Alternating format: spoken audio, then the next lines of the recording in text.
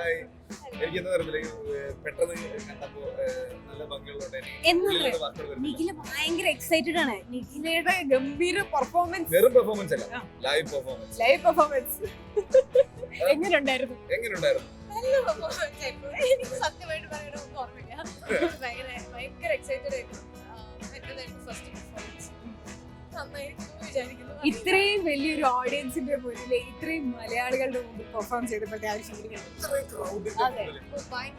ഭയങ്കര ക്രൗഡ് സപ്പോർട്ടാണ് ഖത്തറിൽ. ഭയങ്കരമായിട്ട് ആൾക്കാര് ഭയങ്കരമായിട്ടുള്ള ക്രൗഡ് സപ്പോർട്ട് ഉണ്ട്. നല്ല രസമുണ്ട്. അത് പെർഫോം ചെയ്തൊക്കെ നമ്മൾ കയറി ചെല്ലുമ്പോഴേ ഭയങ്കരമായിട്ട് ആരവൊക്കെ കേൾക്കുമ്പോ അടിപൊളിയാണ്.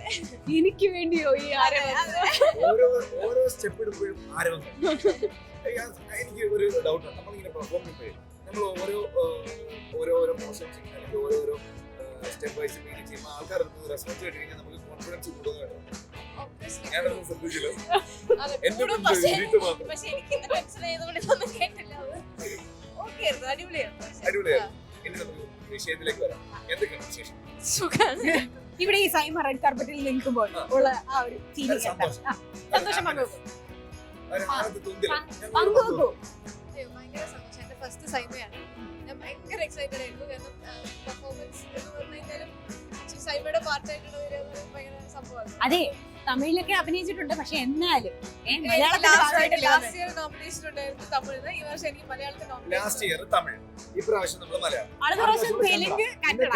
അതെ അല്ലെ, പക്ഷെ നമുക്ക് മലയാളത്തിന് വേണ്ടിയിട്ടല്ലേ വന്നിരിക്കുന്നത്. അതെ, ഇപ്പൊ മലയാളത്തിൽ അല്ലാതെ ഓരോ ഇൻഡസ്ട്രിയിലും കൊടുക്കുന്നതല്ല. ഇല്ല, നിഖിലെ ഞങ്ങൾ കൊടുക്കില്ല. നിഖിലെ ഞങ്ങൾക്ക് വേണം. ഓക്കെ, അപ്പൊ നമ്മൾ ബാക്കിയുള്ള ഇൻഡസ്ട്രിയിലെ പല ആർട്ടിസ്റ്റുകൾ ഇവിടെ വന്നിട്ടുണ്ട്. ഏത് ആർട്ടിസ്റ്റിനെ കാണാനായിട്ടാണ് നിഖില ഇങ്ങനെ എക്സൈറ്റഡ് ആയിട്ട്?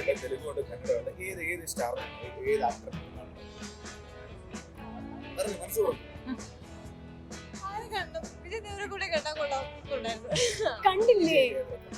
കണ്ടില്ല. അയ്യോ സാരമില്ല, ചിലപ്പം അടുത്ത ഒരു റോള് വിജയ് ദേവരകൊണ്ടയുടെ കൂടെ ആയിരിക്കും.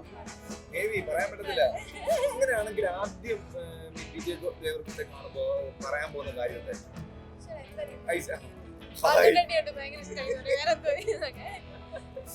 ഓക്കെ, അപ്പം ഞാനേ സലോമിനെ വിളിക്കുന്നത് ഒരു ക്യാരക്ടറിന്റെ പേര് വെച്ച് അറിയപ്പെടുക പറയുന്നത്. അതെ, നീല. അടുത്ത മലയാള സിനിമ ഏതാണ്? ക്യാരക്ടറിന്റെ പേര് നിനക്കുണ്ട്. അടുത്ത ക്യാരക്ടർ പറയാം. മലയാള സിനിമയില് അടുത്ത ഏതാണ്? മലയാളം ഉടനെ ഫസ്റ്റ് കമ്മിറ്റ് ചെയ്തിട്ടില്ല. തമിഴാണ് ഇപ്പൊ ഒന്ന് കഴിഞ്ഞിരിക്കുന്നത്. കുട്ടി മലയാളത്തിന് കൈവിട്ടോ? ഇല്ല. ഓഫീഷ്യൽ അനൗൺസ് ചെയ്യാനിരിക്കുന്ന 2 പടങ്ങളുണ്ട്. അത് വരട്ടെ. മതി, അതൊരു സർപ്രൈസ് ആയിട്ട് അവിടെ ഇരിക്കട്ടെ. അപ്പം വിഷയത്തിലേക്ക് വരാം. ഇത്രയും നല്ലത് ഡ്രസ് ചെയ്ത ആളോട് നമുക്കത് ചോദിക്കാൻ പറ്റുമോ? ചോദിക്കും. ഓക്കെ, ഇത്ര നന്നായി ഡ്രസ് ചെയ്ത ഒരാൾ എന്നോട് പല ഡ്രസ് ചെയ്ത് ചോദിക്കണം, ആരാണ് നിഖില സ്റ്റൈലായി? ആക്ച്വലി ഞാൻ ഫോളോ ചെയ്യാറില്ല അവരുടെ ഇതൊന്നും. പക്ഷേ സ്റ്റിൽ ദീപിക പടുക്കോൺ. രണ്ടാമത്തെ ആളാണ് ദീപിക പടുക്കോൺ. ദീപിക പടുക്കോൺ, ആലിയ ഭട്ട്. രണ്ടാമത്തെ ആളാണ് ദീപിക പടുക്കോൺ. പക്ഷെ ഞാൻ ഫോളോ ചെയ്യാറില്ല. അവരുടെ സ്റ്റൈൽ കോപ്പി ചെയ്യാറില്ല, അങ്ങനെ ഫോളോ ചെയ്യാറില്ല. പക്ഷെ എനിക്ക് ഭയങ്കര ഇഷ്ടമാണ്. ഓക്കെ, ഇപ്പൊ നിഖിലയുടെ ഫാൻസ്, നിഖില ഒരു ഇഷ്ടപ്പെടുന്ന ഒരുപാട് പേരുണ്ടാവും. നിഖിലയുടെ ഫാൻസിന് നിഖില കൊടുക്കുന്ന ഒരു സ്റ്റൈൽ ടിപ്പ് എന്തായിരിക്കും?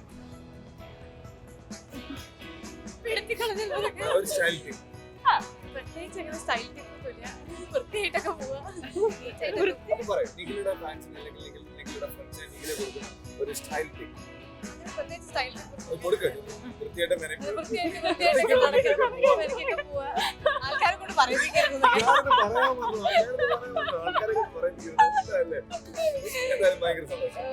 നിഖില ഇവിടെ കണ്ടതിൽ സത്യത്തിൽ നമ്മുടെ ഒരു ഫ്രണ്ടിനെ കണ്ട പോലത്തെ ഒരു ഫീലിംഗ് ആണ്. അപ്പം ഇനി ഒത്തിരി ഫ്രണ്ട്സ് അകത്ത് വെയിറ്റ് ചെയ്യുന്നുണ്ട്. അപ്പൊ ഞങ്ങൾ ഇവിടെ പിടിച്ചു നിർത്തുന്നില്ല. സൈമ എൻജോയ് ചെയ്യൂ, ആഘോഷിക്കൂ. അവാർഡ് മേടിച്ചോണ്ട് തിരിച്ചു വരും. ശരി, thank you. Okay, thank you. ഞാൻ എവിടെ കേട്ടിട്ടുണ്ട് ആ ഫോട്ടോ എടുക്കും. അതെ,